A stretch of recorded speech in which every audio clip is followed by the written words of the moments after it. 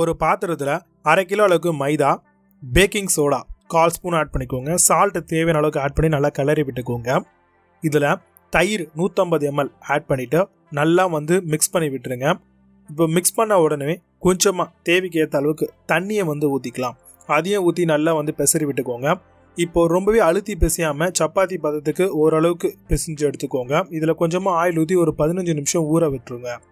ஊறின மாவு எடுத்து கொஞ்சம் கலரிட்டு கொஞ்சம் கொஞ்சமாக எடுத்து உருண்டை பிடிச்சி கொஞ்சோண்டு மைதா ஆட் பண்ணி இப்போ நம்ம ரவுண்டாக போடாமல் நான் போடுற மாதிரி போடலாம். இப்போ தோசை தவா வச்சு நம்ம ஆன் பண்ணி வச்சிட்டோம். அதில் லைட்டாக இந்த நானில் தண்ணி தடவி நம்ம ஒட்டிடலாங்க.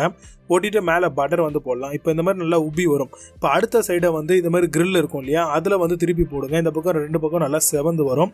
இதில் 2 பக்கமும் பட்டர் தடவி வச்சிங்கன்னா ரொம்பவே சாஃப்டாக இருக்கும், ப்ளஃபியாகவும் இருக்கும். இதை நீங்கள் கிரேவி கூட சர்வ் பண்ணலாம். ரொம்பவே சூப்பராக இருக்கும்.